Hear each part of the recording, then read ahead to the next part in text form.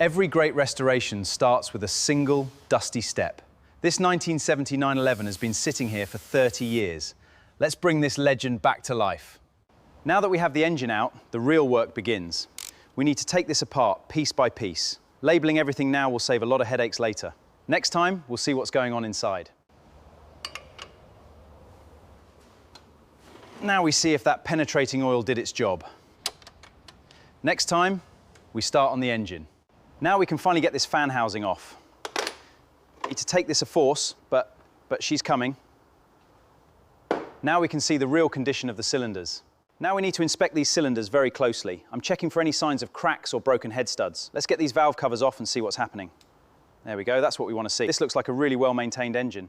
Now we need to inspect these cylinders very close. Now we're getting to the heart of it, the broken head studs. Loosening these head nuts requires a careful touch. Let's slide this head off. This looks absolutely fantastic.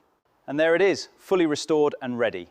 Every detail is just as it should be. This is the final look of our 1970 911. It's been an incredible journey. Thanks for watching.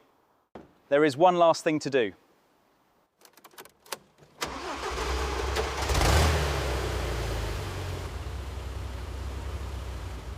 Now that we know she runs, we can focus on the details.